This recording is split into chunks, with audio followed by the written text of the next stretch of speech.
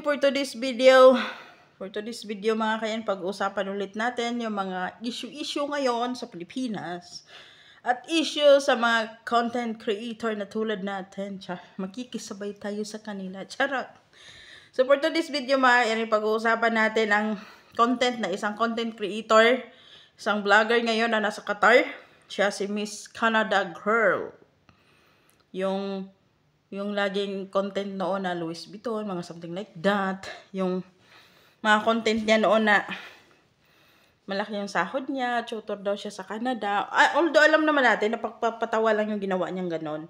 Yung bara for the good vibes lang. Pero ngayon kasi mga kairing, yung content niya ngayon ay laging topic si Boy Bawang si Boy Tapang at saka si Cherry White, yung lagi niyang topic ngayon, no. Noong una, nakakatuwa pa, di ba? Yung una, nakakatuwa pa, natutuwa pa ako, tumatawa pa ako. Tapos pagka, sa isang araw, ilang beses niya yung kinokontent, no? Tapos ganon lang din paulit-ulit, no? Asawa ko, babawiin kita, walang hiya kayo, sinaktan niyo ako dahil sa ganito ako ngayon. Ganon lang paulit-ulit yung content niya. Sa videos, live niya, ganon, paulit-ulit, no? Noong una, nakakatuwa pa eh.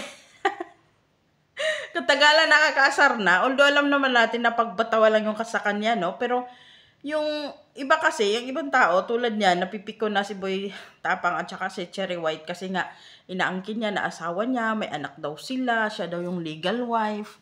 So parang nakakaasar na ba, no?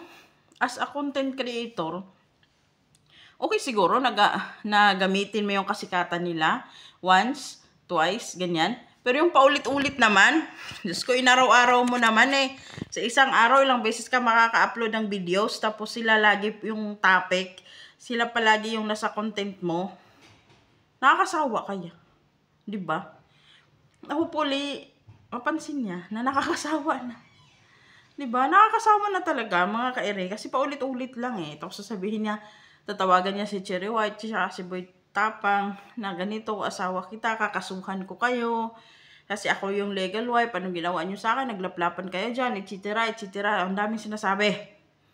Diba? So, nakakasawa mga kairing. So, hopefully, one day, uulitin niya yung content niya, no? Ibahin niya na.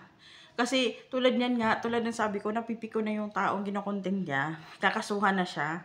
Diba? Hanggat hindi pa nangyari yung hindi dapat mangyari, di sana mag-iba na siya ng content, diba? Marami namang paraan, ituloy-tuloy niya lang sana yung content niya na pagpapatawa. Okay na yun eh. Pero ngayon, dinagdagan niya pa ng kalokohan, kasinungalingan, parang nakakaasar na, diba? Yung lahat ba na sikat, pwede mo angkinin na asawa, diba? Pag may sumikat ba na vloggers ngayon, yung ano ngayon sa issue, ang kinin mo na asawa mo, di ba? Although yung pagpapatawa natin, minsan, i-minimize din natin kung tama na ba, kung hindi na ba tayo nakakaasar, nakakatuwa pa rin ba tayo. Tulad niyan, pag binabasa ko yung mga nasa comment, yung dating natutuwa sa kanya, naaasar na. Although, pabor sa kanya yon, yung maraming nang bash, pabor sa kanya yon. Alam niyo bakit mga kairing? Kumikita siya doon. Kasi more views, more bash, more income. Kaya kahit anong sabihin ng mga basher sa kanya, panalo pa rin siya doon. Siya yung kumita ng dollars doon sa pinanggagawa nating pagbabash. Although hindi ako nang babash sa kanya. Natutuwa ako nung unang mga comment ko sa kanya. Nag-comment ako ng 1, 2, 3 comments, ganyan. Pero hindi ako nang bash. Natawa lang ako, pero patuloy pa rin kasi, paulit-ulit, di ba? Nakakasawa na.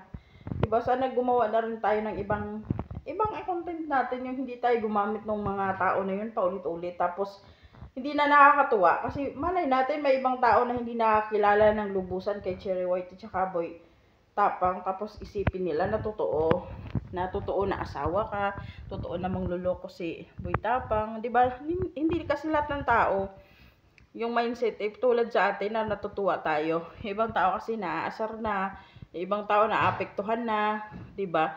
Tapos parang paninira na yung ginawa kasi nga ulit-ulit mong sinasabi mong luloko yung tao, ulit-ulit mong sinasabi na asawa mo yung tao, 'di ba?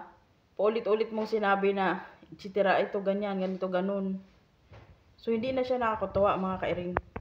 Kaya sana doon sa content creator na 'yon, Nakapalo ako sa kanya. Dati natutuwa ako, pero sana tigilan niya na bago pa mapikon yung taong kinontent niya. Baka mamaya makasuhan na siya ng lubusan, di ba? Sa kanya ma-realize na mali na pala yung pinanggagawa niya sa buhay niya. Di ba?